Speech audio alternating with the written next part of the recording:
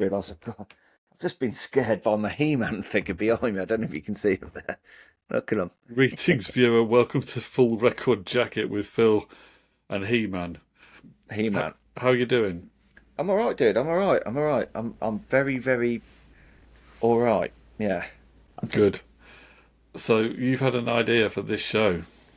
Yes, I have, and it's similar to one that we did last week. But we were having that discussion about album artwork and how sometimes you can, you kind of, we're all consumers, and sometimes you can look at something and you think it tells you something, but it doesn't actually tell you anything because what you think it's telling you isn't what it's telling you, but you're predetermined to accept what it's telling you because that's what you think it wants you to know that it's telling you, but it's not doing that at all.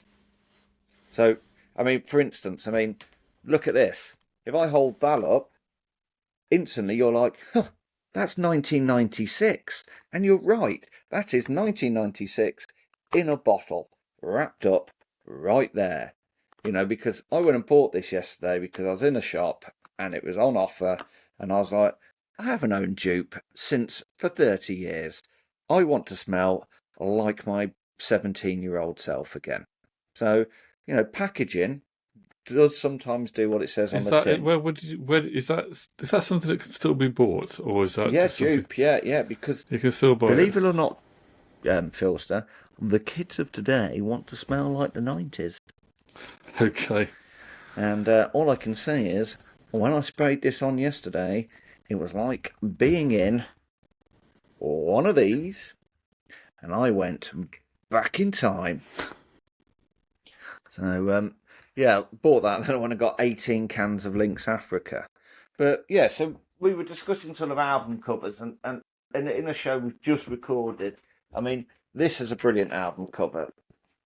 I love that album cover. That's a great album cover there. But so what we did last time, and we're going to do it now, is I'm going to show Phil some albums, and they're albums I've bought recently. So it kind of, and he's going to guess the genre, not necessarily the artist, because um, Okay. as Phil knows, with a lot of my record collection, I've probably never heard of the artist. Right. it will involve a lot of who. Yeah, exactly. Let's go for it. Right, so we go for it then. So I'm going to try and hide the bottom of this and the label because that will tell you the artist. But if I give you that, Oh, that's oh yeah, so obvious the genre of that. Gothic rock. Gothic rock, well, possibly in their sort of early years, it might well have been Gothic rock. Is it The Cure?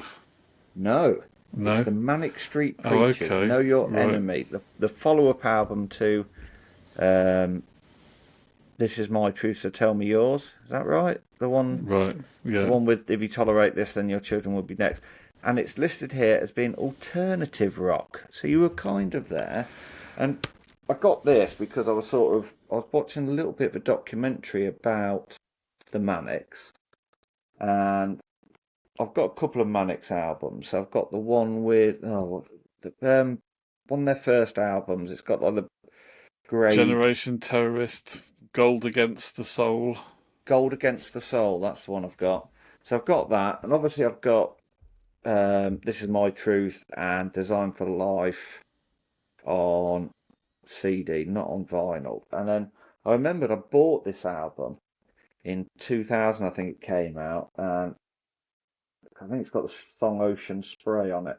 But I just realised, and then I was looking through Wikipedia at reviews of the Manic Street Preachers albums, and I realised when I was reading the reviews, there's not really, obviously I've not listened to them all personally, but from a reviewed point of view, there's not a bad Manic Street Preachers album. There might be a couple that sort of dip slightly, but there's nothing that's sort of getting a 6 star and below. So, but this is probably the last album where I sort of listened to the Manics, and even this album I don't think I really listened to. So I just thought I'm going to try and get into the Manic Street Preachers again because early Manics doesn't really do it for me. It's a bit angsty and a bit, but Motorcycle Emptiness, great track. Um, but it all started really with like Design for Life and Kevin Carter and all that sort of stuff. That's where they became a little bit more mainstream. So, but a very good documentary on YouTube I was watching. I think it's from a BBC thing from about 97, 98 when they released This Is My Truth. So, yeah, so that's the first one. So I got that. And it's not a great album cover, but I can definitely see what you. It could almost be very Counting Crows or something like that, couldn't it? That It could be. It's not really authentically gothic, is it? It's kind of a little bit odd. It could have been yeah, Categorize. It could have been, yeah. or sort of REM, or it's It got made me that sort of think The Cure, but yeah. It's got sort of one of those sort of vibes about it. Right. So the next one up is this one. So, what is the genre, Phil? And I'm not going to lie, I'm going to have to double check myself because I can't remember. Because in true my form, I've not listened to it yet. So it it's has a called kind Trials of. and Truth. It's very Monty Python-esque. That is a bit more. I'm going to say it makes me think of the 70s. Yeah. Could also, for some reason, I'm getting the same. Gold Final. For some reason, I'm also getting a kind of a John Lennon Mind Games vibe Yeah, off I can that. see that. Yeah. Um, Or very yeah, much a Dig Out Your Soul Oasis sort of thing because they had all that sort of I'm Monty going to. Python. I'm going to say that this is a horse thief. I don't know. It's a solo person who does alternative. What do they call it? Indie folk or something like that. Indie Well, you're close. So they're Yeah. called Trials and Truth, or Horse Thief, and this is the album Trials and Truth. Gold vinyl. There are 10 tracks on it. This came out in 2017, and it is actually indie pop, indie rock. Right. So you were close with the indie sort of flavour, and it kind of has that look of it of, somebody from Mumford and Sons who's gone solo, doesn't it?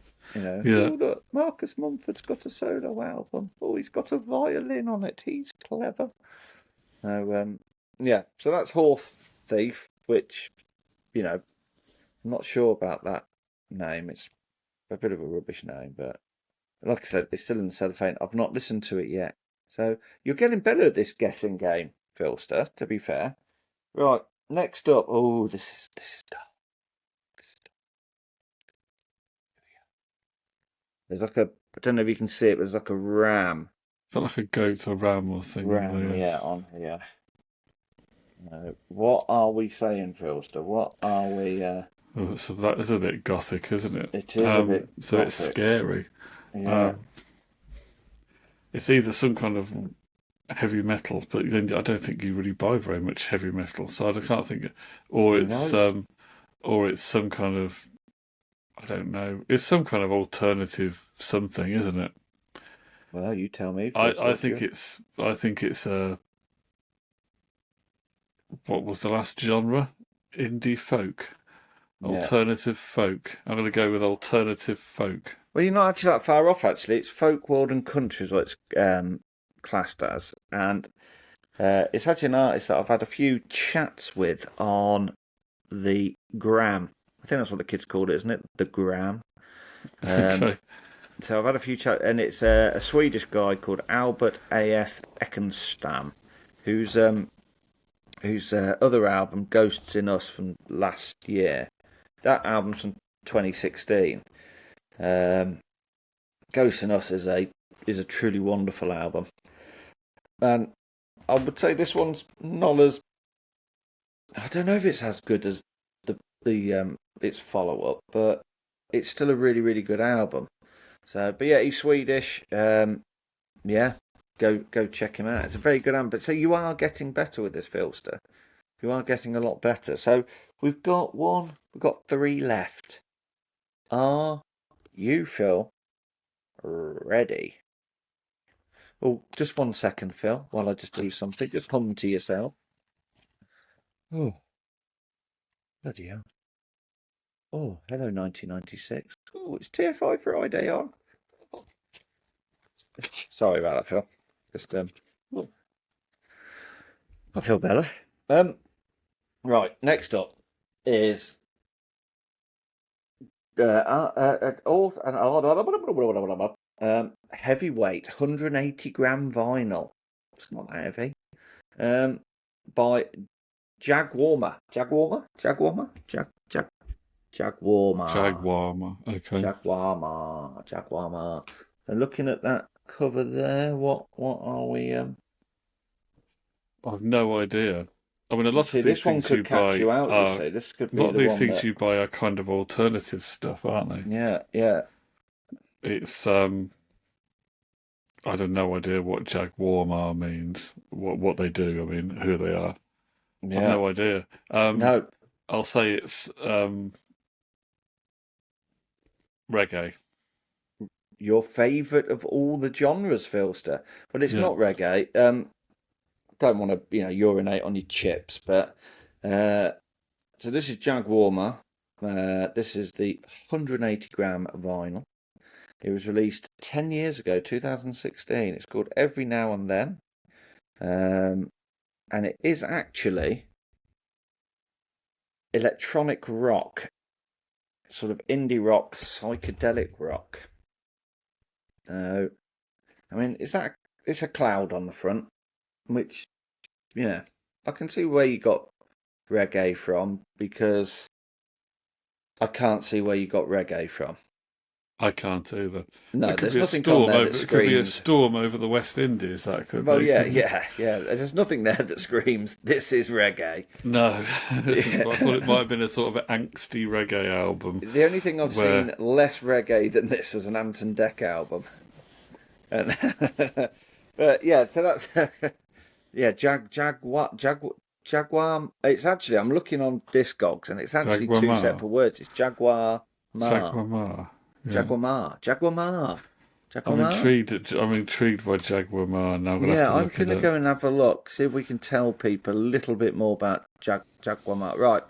They are Australian psychedelic dance band formed in Sydney in 2011. So it's three gentlemen in there, They are on Wikipedia, apparently. Let's have a look. And they're not on Wikipedia. Are they on Wikipedia? If they are, it's not loading up. Anyway, they're Australian. G'day, mate. Throw another shrimp on there, Barbie. That's Jaguarma. Something like that anyway, isn't it, Phil? Jaguarma. Have you looked them up? Have you found them? Are you happy with it? Oh, he's listening. Let's see what he says. Quick listen from Philster. Here we go, people. This is real-time podding. I just had a quick listen to them on Spotify. Bear in mind it was playing on my phone, so I haven't really heard it properly. But it's kind of, they sound like they're tripping back to the 90s. Oh, really? The first track reminded me a bit of... Aren't we all, Philster? Aren't we all? The first track reminded me a bit of something that Primal Scream might have done. Yeah. And then the other stuff sounds maybe a little bit more pop than Primal Scream. But a little bit more pop. It's that kind of thing, that kind of, as you say, psychedelic dance music. Yeah. Is that your bag? I don't mind some of that kind of thing. I don't mind a bit of Screamadelica and that kind of thing. But I can't say it's my favourite genre, psychedelic dance music. No. It's okay. Are we ready for the final two? We're ready. Right. Here we go. I'm not going to tell the artist now. I'm just going to show it to you, and you can sort of make that your says own. That says Razorlight. So that's it does. It's a Razorlight kind album. of pop. That's kind of old. That's kind of I don't know what they are. They're some I kind forgot of the titles on the thing. Yeah. Some kind of pop guitar band, aren't they? Razorlight. Razorlight. Yeah. Well, I bought this mainly because I was reading about Johnny Burrell. So this is their album from 2018. So it's indie rock basically. And Johnny Burrell, who was always a little bit up himself, decided to, when he went solo, he released an album called Burrell 1. And I mean, it's quite expensive to buy now, but that could be because it only sold about 3 copies. It barely, I don't even think they covered the cost of of any of it, like one CD case. So, but this is their 2018 amp. So I was listening to Johnny Burrell, then I listened to a little bit of Razorlight, and then I realised it was a little bit indie landfill, and I saw this, and somebody was selling this very cheaply. So I thought I'm going to buy it, and I'm going to give later Razorlight. And I will say, not one for personal attacks, but Johnny Burrell looks a little bit strange at the moment. His hair, I don't know what's going on. Look at Johnny Burrell now. He looks like he should be working on an allotment. So that's the Razorlight album, which I'm willing to give a go to see if it's different to what they've done before. But it doesn't include, because obviously the Andy Burrows, who was the drummer in Razorlight. Now I'm not sure if he's back with them now. I think he might be back with them. Don't quote me on that. And I've got some of his solo albums up there, but he doesn't appear on this. So there are only a threesome on this Razorlight. I don't know if there were 4 or 5 some before, but Johnny Burrell does vocals, guitars, bass, synth, keys, and percussion. It doesn't tell me who wrote the songs, but the music is by Johnny Burrell. So yeah. Anyway, that's a Razorlight album. So we're on to the last one, Philster. Now I'm going to cover up the sticker, but here we go. This is going to be difficult, this one, because that is literally squares of green. It looks like the Crown Paints catalogue. I actually think that's, yes, I've never seen one quite like that before. It is quite good, isn't it? It does look like a paint choice thing. Chart, doesn't it? Yeah. I've no idea what genre that would be. Well, I can't even think what that would be. What would that be? The first thing... Now, I'm not going to influence you here, but the first thing that came into my mind when I saw it on the listing was it going to be some weird classical sort of thing? Yeah, or some kind of ambient music or something. Yeah.